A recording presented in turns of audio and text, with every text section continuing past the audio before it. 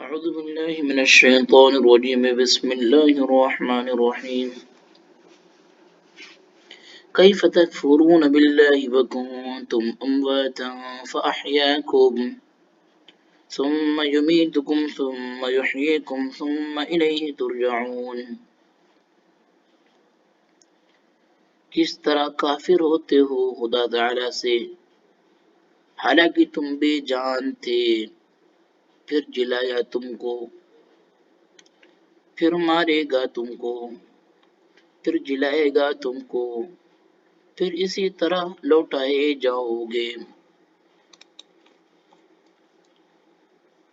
کفر کرنا عقل کے بھی خلاف ہے، یعنی اجسام بے جان کی حس و حرکت کچھ بھی نہ تھی، اول عناصر تھے، اس کے بعد والدین کی غذا بنے، پھر نطفہ، پھر خون بستہ، پھر گوشت،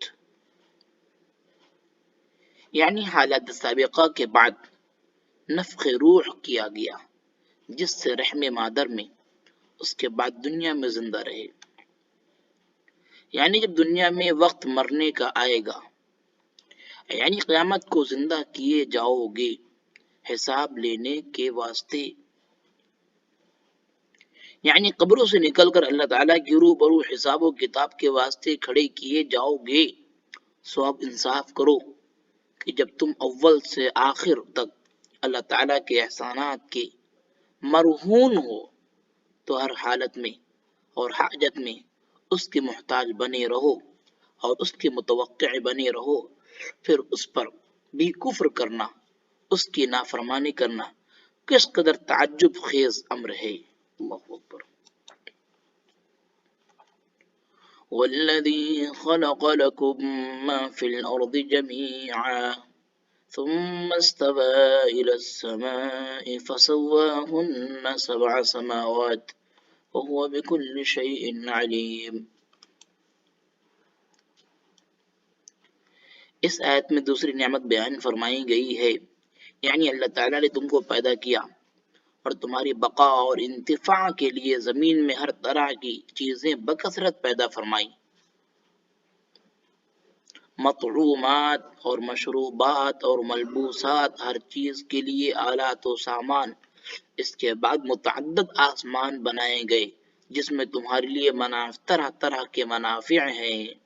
وَإِذْ قَالَ رَبُّكَ لِلْمَلَائِكَةِ إِنِّي جَاعِلٌ فِي الْأَرْضِ خَلِيفَةً قَالُوا أَتَجْعَلُ فِيهَا مَن يُفْسِدُ فِيهَا وَيَسْفِكُ الدِّمَاءَ وَنَحْنُ نُسَبِّحُ بِحَمْدِكَ وَنُقَدِّسُ لَكَ قَالَ إِنِّي أَعْلَمُ مَا لَا تَعْلَمُونَ۔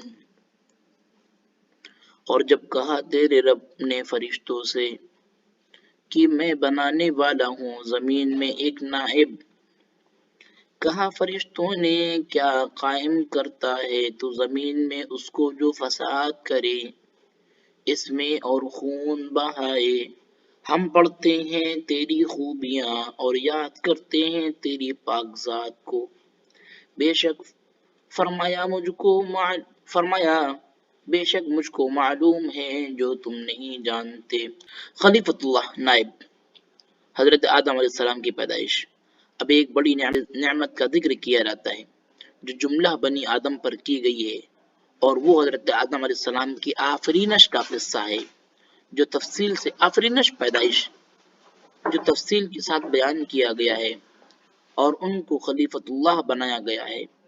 پھر آیت میں جو خلق لکم ما فی الارض جمیعا فرمایا تھا، اس میں کسی کو انکار پیش آئے تو قصہ حضرت آدم علیہ السلام سے اس کا جواب بھی بخوبی ہو گیا۔ کیسے انکار کہ زمین میں جو کچھ تمہارے لیے پیدا کیا گیا ہے، تو آدم علیہ السلام پر سب نعمتیں کس نے کی ہیں؟ پھر وہیں سے آدمیت شروع ہو گئی، انسان شروع ہو گئے۔ ملائکہ کا سوال اور اس کا جواب۔ ملائکہ کو جب یہ خلجان ہوا کہ ایسی مخلوق جس میں مفسد اور خون ریز تک ہوں گے، ہم ایسے مطیع اور فرمانبردار کے ہوتے ہوئے ان کو خلیفہ بنانا، اس کی وجہ کیا ہوگی؟ تو بطریق استفادہ یہ سوال تھا، اعتراض ہرگز نہ تھا۔ مطلب اللہ پاک آپ یہ کیا کر رہے ہیں، یہ تو یہ کرتے، اعتراض نہیں تھا، بلکہ اللہ تعالیٰ مجھے بتا دیجیے کیا مسئلہ ہے، یہ بس۔ رہا یہ امر کی ملائکہ کو بنی آدم کا حال کیوں کر معلوم ہوا، اس میں بہت سارے احتمال ہیں۔ جنات پر قیاس کیا ہوگا، یا حق تعالیٰ نے پہلے بتا دیا ہوگا، یا لوح محفوظ پر لکھا دیا ہوگا، یا سمجھ گئے ہوں گے کہ حاکم و خلیفہ کی ضرورت تبھی پڑتی ہے جب ظلم و فساد ہوتا ہے، یا حضرت آدم علیہ السلام کے قالب کو دیکھ کر کے بطور قیافہ سمجھ گئے ہوں گے، جیسا کہ ابلیس نے حضرت آدم علیہ السلام کو دیکھ کر کہا تھا کہ بہکول ہوں گے، اور ایسا ہی ہوا۔ فرشتوں کے سر دست بالاجمال یہ جواب دیا گیا کہ ہم خوب جانتے ہیں اس کے پیدا کرنے میں جو حکمتیں ہیں، تم کو ابھی تک وہ حکمتیں معلوم نہیں، ورنہ اس کی خلافت اور افضلیت میں تمہیں شبہ نہ ہوتا۔ وعلم آدم الأسماء كلها ثم عرضهم على الملائكة فقال أنبئوني بأسماء هؤلاء إن كنتم صادقين۔ اور سکھلا دیا اللہ تعالیٰ نے آدم کو نام سب چیزوں کے، پھر سامنے کیا ان کے سب چیزوں کو، فرشتوں کو فرمایا بتاؤ مجھ کو نام ان کے اگر تم سچے ہو۔ بھئی تمہیں علم ہے نا سب کچھ، یہ وہ کریں گے وہ کریں گے وہ کریں گے، تو ذرا یہاں بتاؤ۔ تو کیا ہوا؟ قالوا سبحانك لا علم لنا إلا ما علمتنا إنك أنت العليم الحكيم۔ بولے پاک ہے تو، ہم کو معلوم نہیں مگر جتنا تو نے ہم کو سکھایا، بے شک تو ہی ہے اصل جاننے والا حکمت والا۔ حضرت آدم علیہ السلام کی فضیلت علم خلاصہ یہ ہے کہ حضرت حق تعالیٰ نے حضرت آدم علیہ السلام کو ہر ایک چیز کا نام مع اس کی حقیقت اور خاصیت اور نفع نقصان کے تعلیم فرما دیا، اور یہ علم ان کے دل میں بلا واسطہ کلام القا کر دیا، بس دل میں ڈال دیا اللہ تعالیٰ نے، کیونکہ بدون اس کلام علمی کے خلافت اور دنیا پر حکومت کیوں کر ممکن ہے۔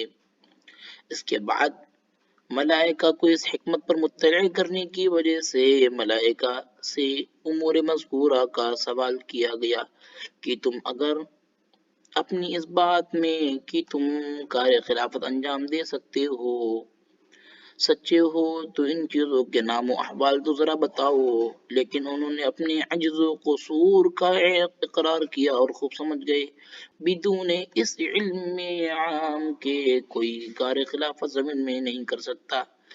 اس علم عام سے قدر قلیل ہم کو اگر حاصل ہوا تو اتنی بات سے کہ ہم قابل خلافت نہیں ہو سکتے، یہ سمجھ کر کہہ اٹھے کہ تیری علم و حکمت کو کوئی بھی نہیں پہنچ سکتا۔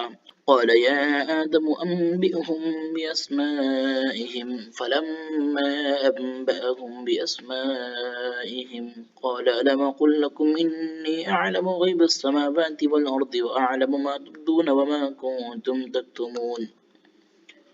فرمایا اے آدم بتا دے فرشتوں کو ان چیزوں کے نام، پھر جب بتا دیے اس نے ان کے نام فرمایا کیا نہ کہا تھا میں نے تم کو کہ میں خوب جانتا ہوں چھپی ہوئی چیزیں آسمانوں کی اور زمین کی، اور جانتا ہوں جو تم ظاہر کرتے ہو جو چھپاتے ہو۔